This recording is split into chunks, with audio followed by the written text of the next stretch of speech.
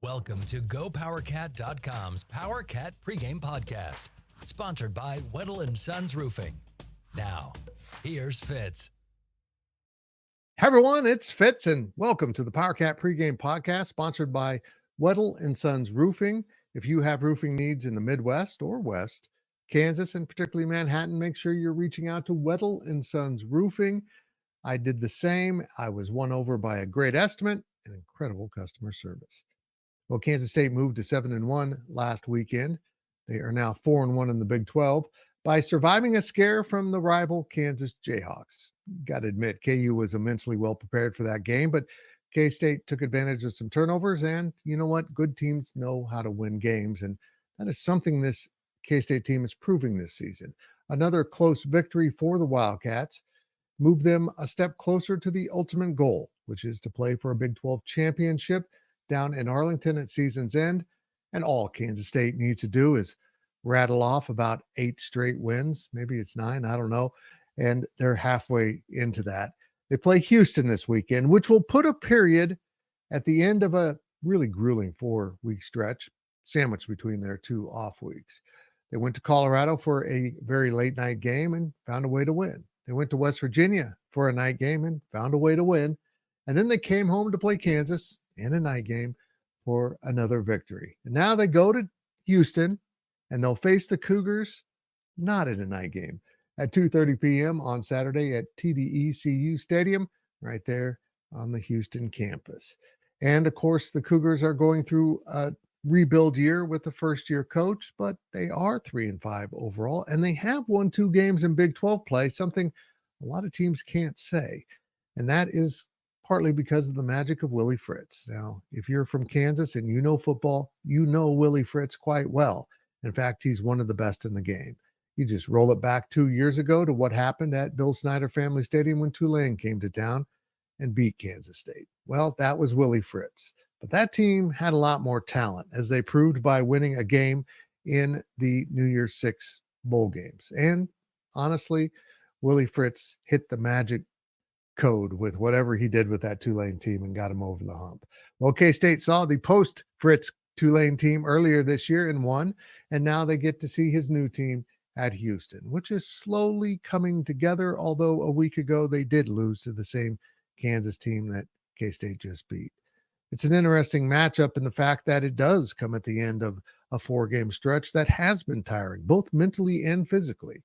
And in a little bit, I'm going to ask our football analyst, Brian Hanley, if that plays a role in exactly what's going on with K-State as we kind of see them apparently running low on energy here as this stretch ends. The good news is K-State has an off week next week and followed by 2 home games, although those games are against Arizona State and Cincinnati, a pair of teams we didn't think would be this good, but here we are. And of course, they close at Iowa State in a game that could decide a berth in the Big 12 championship, as long as Kansas State doesn't lose its way and lose a game. But we need to preview Houston and K-State on today's Powercat Pregame Podcast, sponsored by Weddle & Sons Roofing. And there's no better way to start it than with one of our football analysts and a good friend of mine. He's the host of the Big 12 Insiders, former Kansas State offensive lineman Brian Hanley is standing by, and let's bring him in right now. And there he is, Brian Hanley, to talk about Kansas State going to Houston this weekend, but mostly let's focus on the Wildcats with Big B. Hope you're doing well today, sir.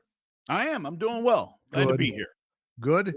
I get this feeling, and correct me if you disagree, that after going to Colorado, that was a real draining game.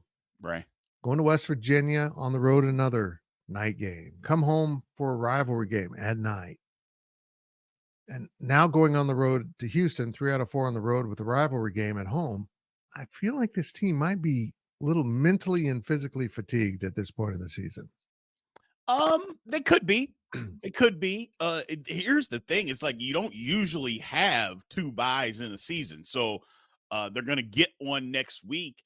The thing about it is, as a player, we used to look forward to the game before the bye. It was like, you know what? We're going to do everything in this game because we know we have next week although Coach Snyder, it wasn't really a week off. At least you didn't practice every single day. So I can't believe that would be the case coming up next week either. I think they're going to heal up a little bit and, take it a little bit easier. So, you don't put more into this week, but kids are looking forward to, hey, man, we got a week off next week. Let's go ahead and let's do our business this week so we can relax a little bit next week. Okay. Well, hopefully that is a good forecast for how K-State will perform in Houston. And coming off a narrow win, we both agree that probably a game they should have lost, but they found a way to win. And I think that is as valuable as a blowout. You in your heart, you found a way to win another game that you probably were going to lose. And that's what good teams do, Brian Hanley. Absolutely. People have been upset because, at least at me, because I keep saying, look, K-State got outplayed by Kansas. They did. But there's nothing wrong with saying that. But there's also nothing wrong with saying, but because Kansas State's a good team, they found a way to win when they got outplayed and didn't play their best. It's okay. They won the game. It'd be different if they lost. Then we'd be like, oh, my goodness. But they didn't. And again, that's what good teams do. And on the flip side, Kansas, they found a way to lose. Hey, it is what it is. But I feel like K-State learned a lesson, but the lesson is, you know what? Even when we're not at our best, we can still win.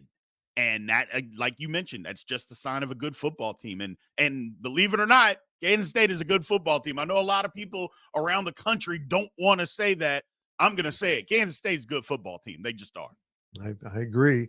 One of the things, though, that defenses have done for 2 weeks in a row now is really address the line of scrimmage and trying to control the rushing game. K-State still ran the ball, but I felt like even though they went 200 yards or so, it was with less effect than what Kansas did with lesser yards. And it was more hit and miss, I guess, what I'm saying with K-State. They had a couple big plays that skewed the numbers, but for most of the day, they struggled running the ball.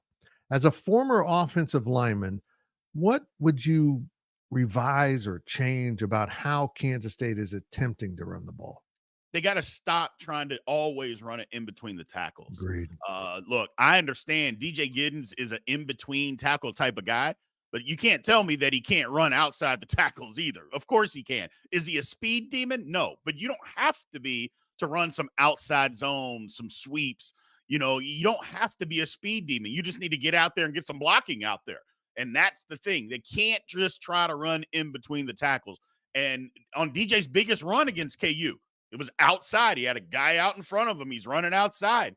Like, sometimes you got to do some stuff that teams aren't expecting you to do.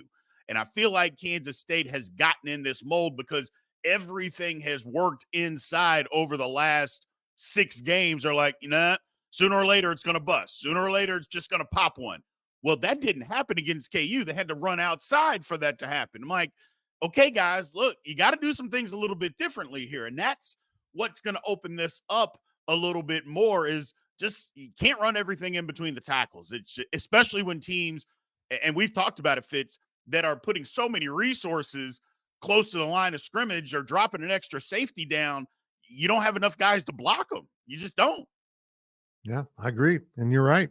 K-State couldn't run the ball on Saturday until they let DJ get around that tackle. It wasn't a jet sweep type of play where he's running parallel to line of scrimmage. He took an angle off the tackle and boom, he got into the open field. And eventually Dylan Edwards did the same. I going to keep beating this drum. There's ongoing talk that Dylan still didn't know the playbook well enough. Big B, at some point, that's on the coaches, that they can't come up with enough stuff that the kid can understand to run. I don't buy they didn't know the playbook.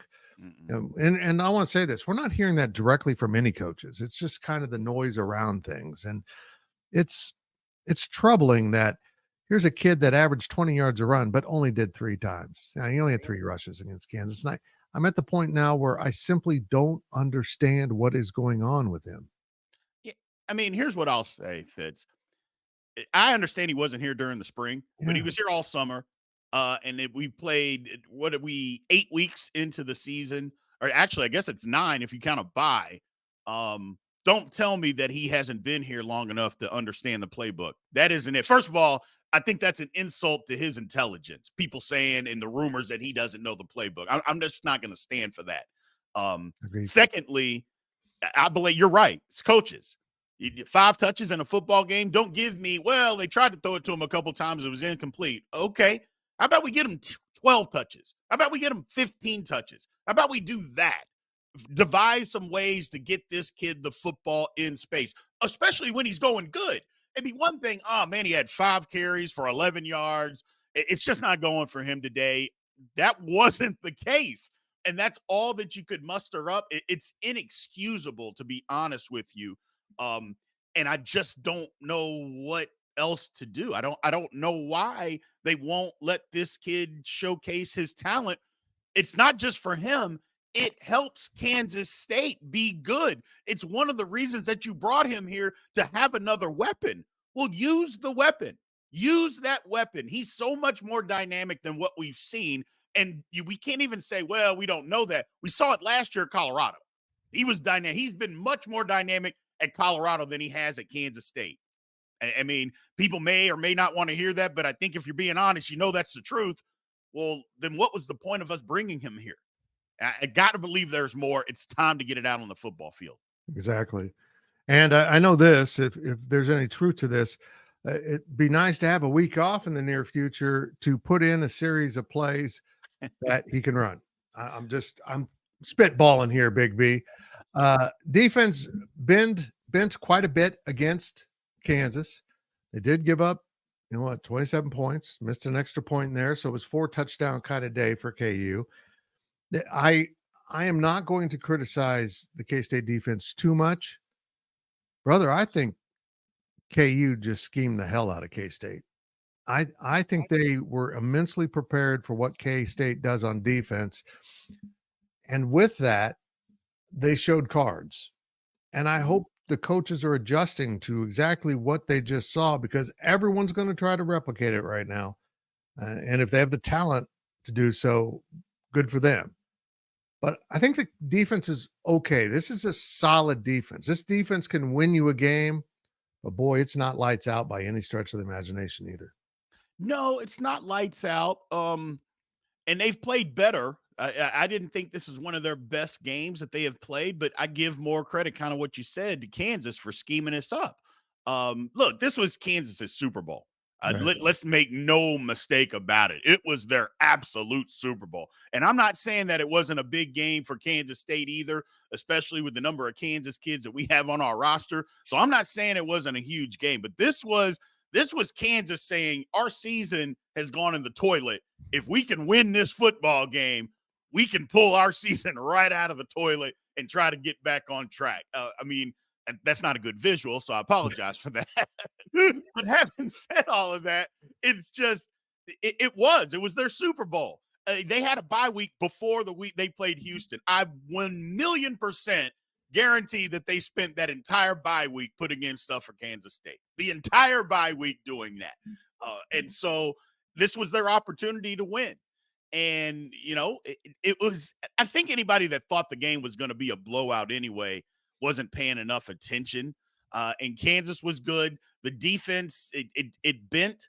It made the play that it needed to make, Fitz. That's the thing, is that, you could say Kansas lost the game. Well, somebody had to hit Jalen Daniels to make him fumble. Yep. And that means we made a play to win the football game. So I will say, way too many rushing yards. We weren't buttoned up in pass coverage, which we never really have been all year. Kansas caused a lot of problems for us. But if teams scheme us up, we just have to be better. We got to be better athletes and try to outflank people, be more physical on the line of scrimmage. That was the one thing that I was disappointed on the defense, is that Kansas controlled the line of scrimmage. I didn't like that. Agreed. It was troublesome for me. Houston, look, they've been up and down. They've won a couple games, which Kansas can't say. I mean, right? They're now got 2 wins in the Big 12, and a lot of teams can't say that, in fact. So there's something there, but it's far from being a finished product. We recognize that. There's trouble at quarterback, and if you got trouble at quarterback, you got troubles. Yeah. And you can say everything you want about how bad Houston has played at times this year, but they've also shown a few games where they don't look like that, and they look Right. pretty put together, and you can see the Willie Fritz coming through. We both are very familiar with this coach.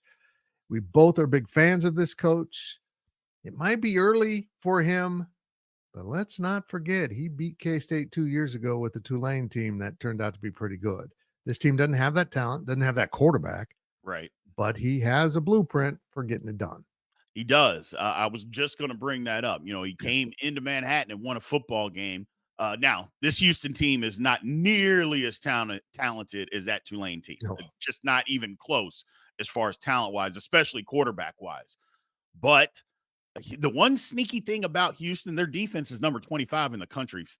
I don't think a lot of people know that. Their defense is not horrible at all. We saw Iowa State. Now, it was earlier in the season. Iowa State, it was a 10-0 game in the fourth quarter. So it's not like they were just and they won 20-0 because Houston's quarterback play, again, not great, but they didn't just blow them out of the water. So they've been close in several football games this season. Kansas State's going to have to put on their hard hat to go win. I'm not saying it should just be a down to the wire type of a football game. I'm not saying that, but if you think you're just going to run right over a Willie Fritz defense, and think that that's going to be the case, it isn't, because I just remember stuff and how well he prepares and how his guys on defense buy in. Kansas State's going to have to bring it. We'll have on offense, look, they're struggling with a quarterback, but the one thing they can do with their quarterback is run him. And Kansas State has struggled with running quarterbacks this season. We've given up a lot of yardage to quarterbacks running the football this season. Yep. Well, it'll be interesting. This is a game K-State should win, but we know the Big 12. Every week has one wacky one go sideways on you, and all of a sudden more chaos ensues in this conference. But it's fun. It's really fun to cover. Brian Hanley, thank you so much. I don't know if you will be part of the post-game podcast, but I hope so. I haven't even thought about that until yesterday. I realized, hey, we got to make sure we're doing a post-game podcast. We'll check in with you on that later. Return to your duties with the Big 12 Insiders, and I appreciate your time. No problem. Thank you. That was Brian Hanley. Thank you so much, Brian. And now let's take a break. On the other side, we'll bring in Ryan Wallace to discuss the Houston Cougars as best we can.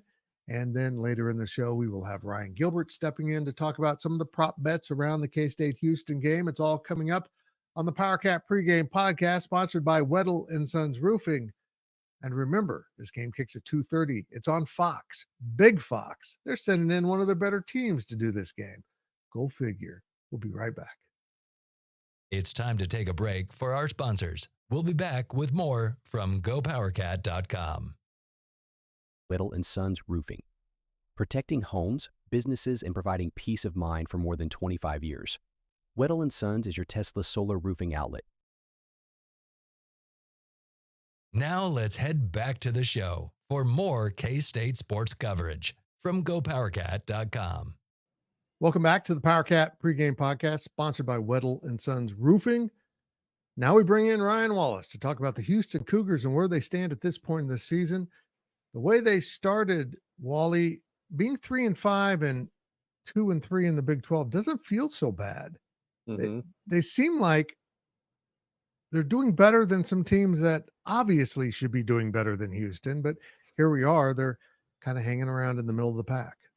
This was one of those games like before the season that, you didn't look at as scary for Kansas State. And I don't think you still look at it as scary for Kansas State. But I think folks from our neck of the woods in Kansas, right, that have kind of feel some sort of connection and have followed the Willie Fritz success train. It was the type of game that you were going. And again, even in preseason, Fitz, you and I had this conversation of like, ooh, God, kind of wish you could get Houston a little bit earlier, because once that Willie Fitz blood kind of starts churning in that locker room, right? He just needs a little bit of belief, and that thing can go. And that's what we're seeing from the Houston Cougars right now. There's been, they still haven't really gotten the quarterback position right. And I don't know if they can. Like, I just don't know if they've got the guy on the roster that can be that for them. But you take that away, and obviously the turnovers and some things like that. I mean, the defense is operating pretty well, and the offense kind of has some pieces. They're just still trying to figure out like what their identity is. And when it all comes together, it's going to click. I don't know if that's going to be this year though, but boy, they're playing awfully hard. Yeah, they are. Beat Utah last week, 17-14. Not a great game to watch, but they did find a way to win. A Utah team that was expected to be number one in the conference and is now number 15. Oh, poor Utah. I know. Utah. I know. Well, Such it was a their shame. lack of confidence coming into the season that probably did them in. But I do like some of the things Willie Fritz is doing. They are a pretty salty defense. I was just looking at that Iowa State game where they held them to 10 points into the fourth quarter, ended up losing 20-0, but they can suppress a good offense. They have shown that. And that has to be a worry for Chris Kleiman and his crew. I'm glad you brought that up about the Iowa State game, because I had a stat that I was going to get into, and I will here in a second. But, watching this Houston defense operate over the course of the last couple weeks, there's not like any one area that stands out. They don't have a superstar. I think they've got a couple strong players that'll be in contention for, some conference accolades. AJ Halsey is a guy that I really like, K-State really like for that matter, one of a number of transfers on this Houston Cougars team that K-State pursued out of the transfer market and just didn't get for one reason or another over the course of the last 2 years. But AJ Halsey is one of those guys, had a really good game in Manhattan last year, and he's playing strong again this year for Willie Fritz. But, they kind of have that. It's very Bill Snyder-like. I mean, they're the effort, the motor never stops on defense. I mean, they'll give up a play and then they'll come right back, and it just constant motor. That's something that I think K-State's going to have to, get used to and get accustomed to on Saturday afternoon. Is no matter what the scoreboard is, the Houston Cougar defense is just going to keep coming. And they're multiple, they don't sell out, and they also don't drop back. I mean, they'll show a number of different things, but they just keep coming. They're not always consistent. The tackling is an issue at times, especially in the open field for the secondary, but I like them. And here's the stat that I wanted to get to, Fitz, which is when you think about the Houston defense, they haven't always been put in the best positions because of their offense. And again, when you look at their record, what are they right now, Fitz? I'm trying to do 3-5 overall. 3-5 overall. Okay, so of the 5 losses, you already mentioned Iowa State. Iowa State beat Houston 20-0. 10 of those were courtesy, immediately followed an interception by the Cougars and a fumble recovery that Iowa State got. They cashed in, made it 10 points. So again, I don't want to go as far as to say that should have just been a 10-point win. Iowa State maximized, they created the turnover, they capitalized. But you get the point I'm making here. Oklahoma beat Houston 16-12. Part of that was because of a safety. So it was 14-12. They get it 16-12. It extends that cushion a little bit. And then UNLV, the very first game of the year, was a 27-7 final over Houston, but a game that could have been 13-7 because UNLV capitalized touchdowns on a pair of interceptions.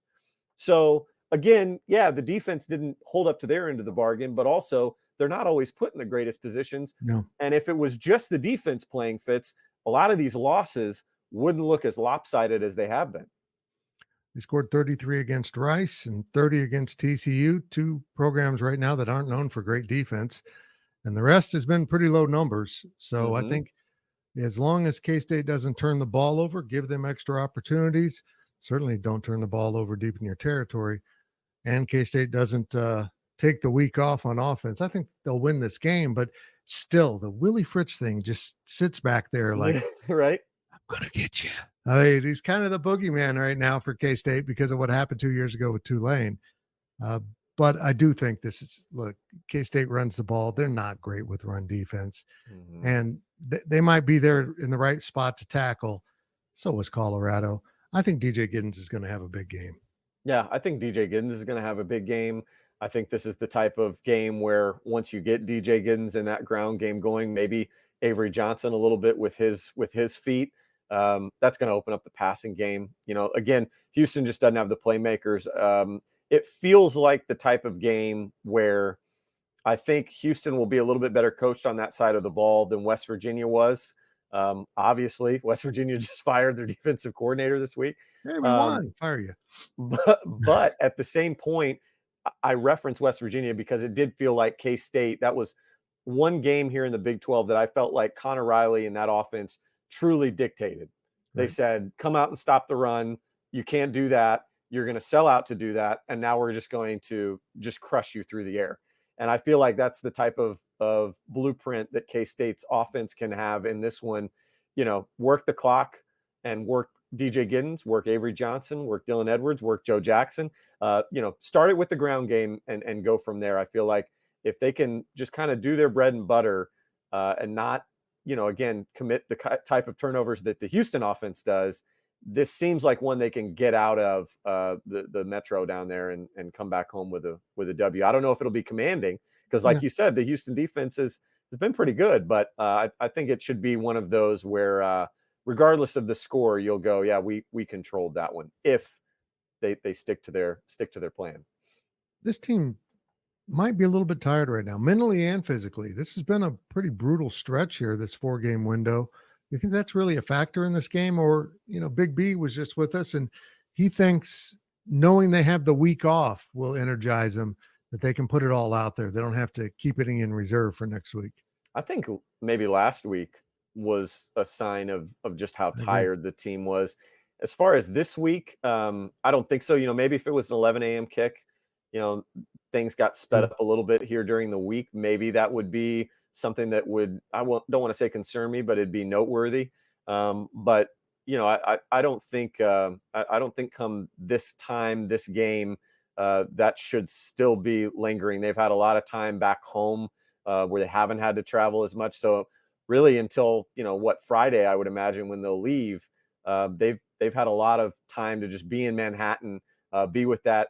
Not just the strength and conditioning staff, but the nutrition staff and all the people they've got all sorts of stuff that Kleiman's talked about, Fitz, about sleep monitors. You know what I mean? All those support staff members, I forgive you, or forgive me for not knowing all your names and all your responsibilities.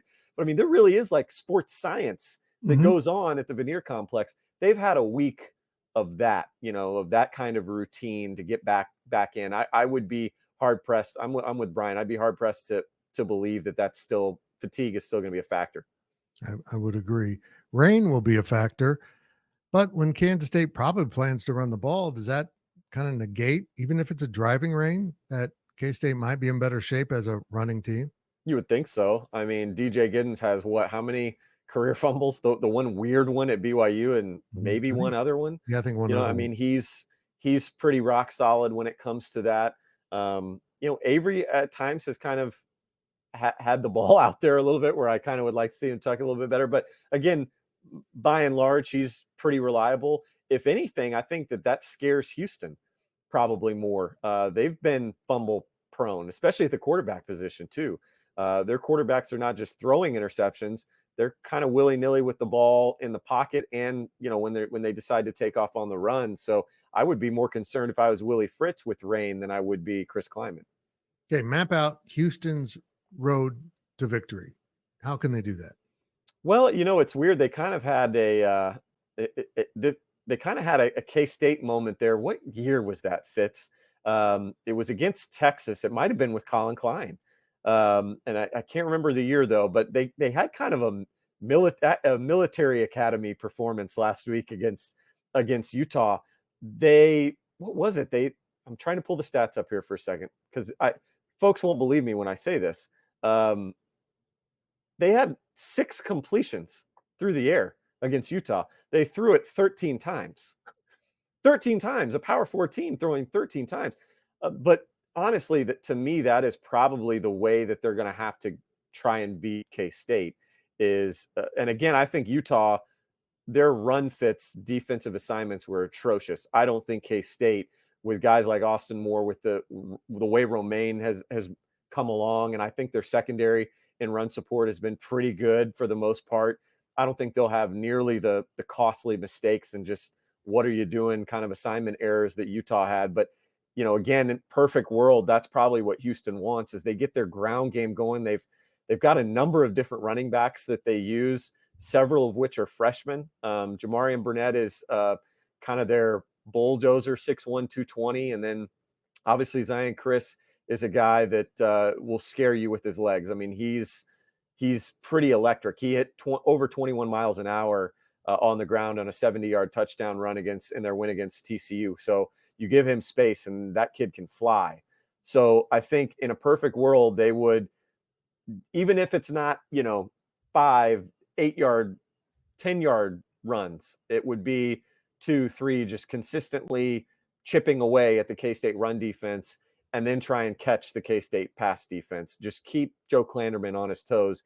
It sounds a lot easier than it is, as we've seen from Kansas State's defense this year. But, I mean, that's the way they're going to have to get it done, because, Fitz, when you look at Houston statistically, offensively, everything is kind of short yardage, even in their passing game.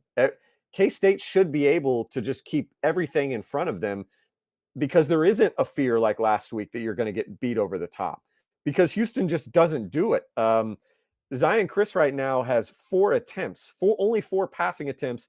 And of those 4 attempts, 0 completions of 20+ yards. They don't really have the receivers to get downfield either.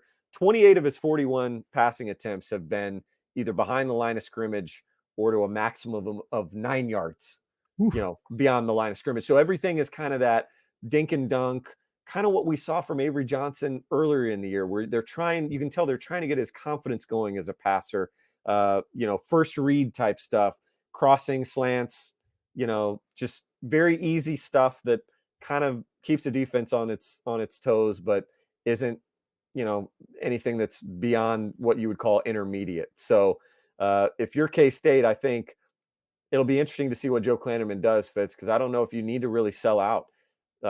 You can bring some pressure, because Houston's offensive line has not been great. They play a number of transfers. The cohesion just isn't there.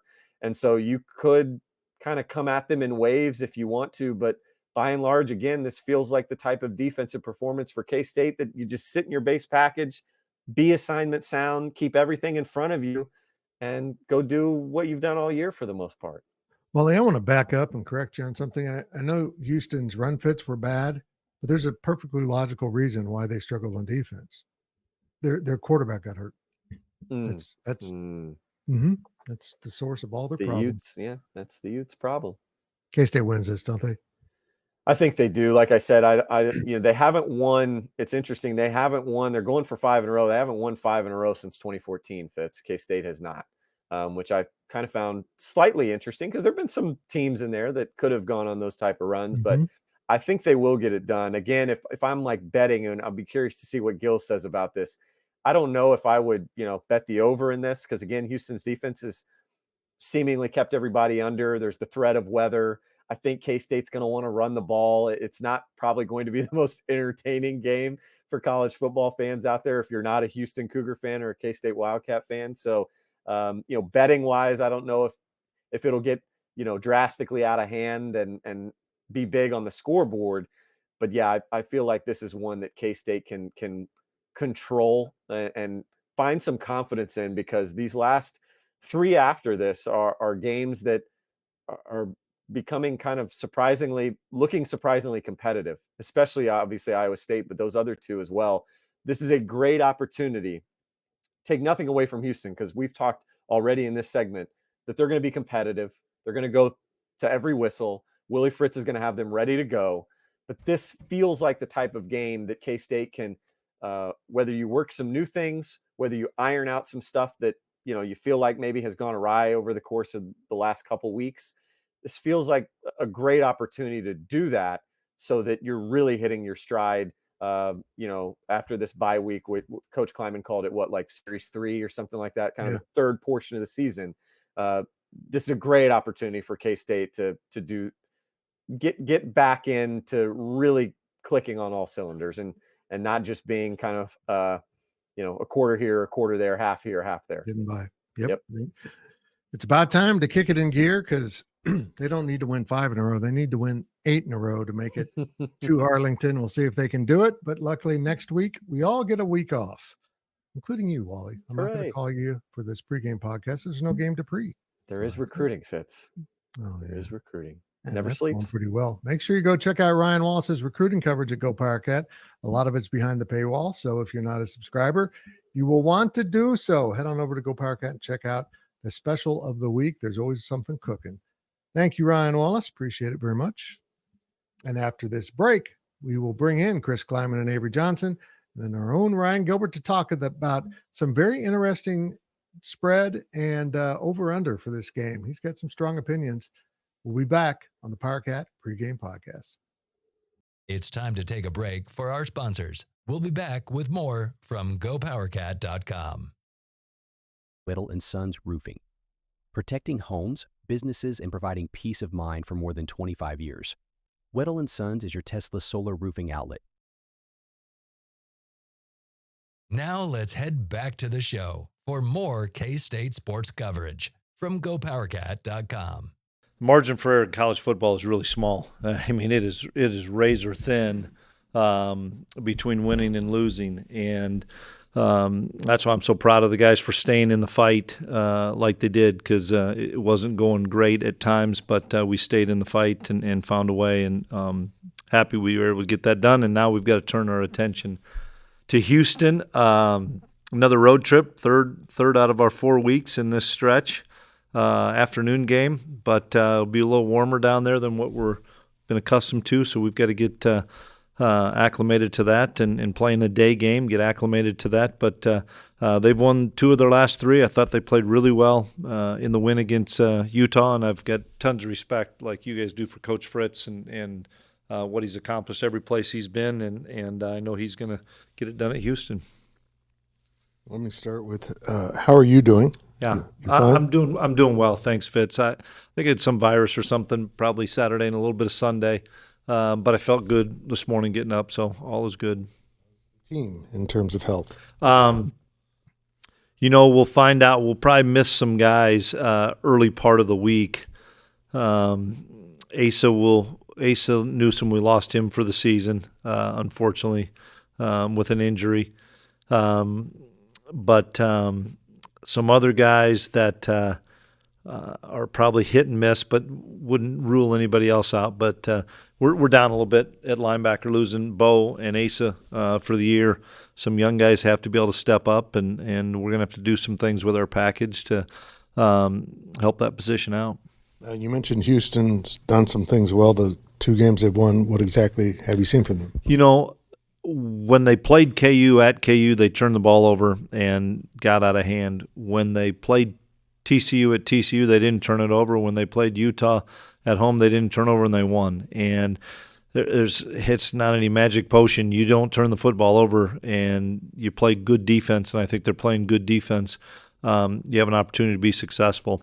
They've been playing a couple of quarterbacks the last few weeks. This week they went with one in particular. I thought he played really well, really hurt Utah with the quarterback run aspect of it. And he also has a strong enough arm to beat you in the throwing game. But, we'll prepare for either of the quarterbacks, potentially Donovan Smith, who I think at Wells recruited at Tech, is on the roster and has played some this year. And we may see Donovan Smith as well. But, no, they're running the football well and playing good defense. Avery, this 4-game cycle that you're in right now, ending with Houston between the bye weeks, obviously looking at it at the start of the schedule, 3 out of 4 on the road was a challenge. How's the team weathered that storm? Just being able to, find little things as far as scheduling. How can we get extra sleep? How can we get extra recovery? Whenever we do have travel, how can we get our bodies woke up? And whenever we travel back, just being able to bounce back from things like that, especially having those night games. And our support staff has done a really good job of getting us the right schedule to where we're able to go out and play at kickoff and be ready to take on our opponent. And then guys just stepping up, preparing during the week, knowing that every game just as important as the last, and just continuing to try to dominate on Saturdays. I know you want to put the Sunflower Showdown behind you, but how special was that moment for you as a Kansas kid and the rest of the team?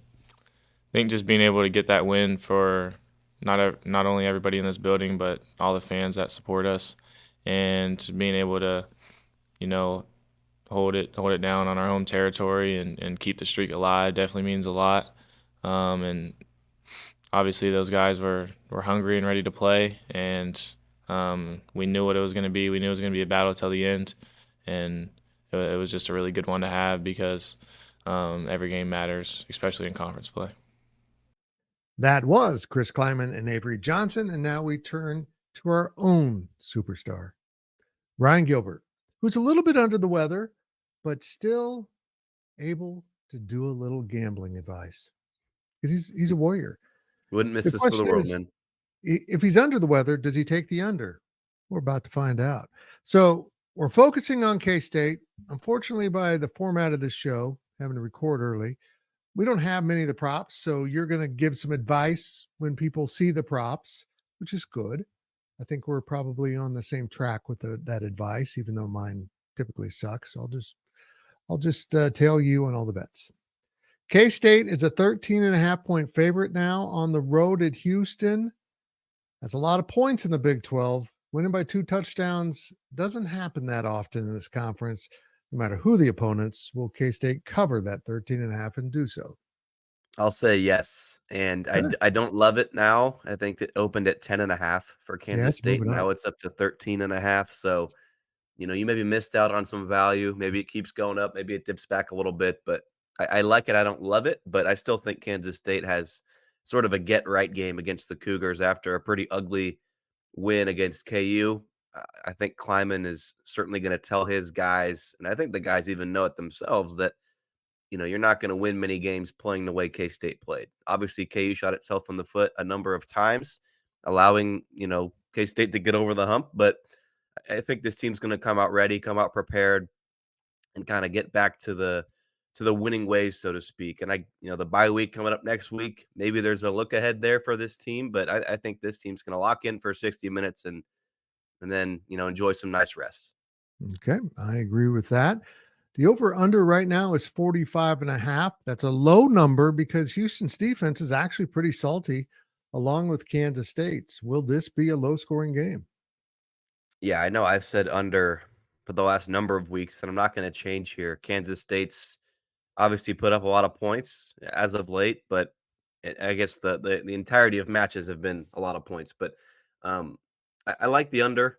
Kansas State's going to run the football, but it's more about what you said with Houston, right? A quality defense and then an offense that it's just isn't very good, bluntly put. And when they do, what they like to do, rather, is run the football a lot, right? Their quarterback, Zion Chris, right, is his name.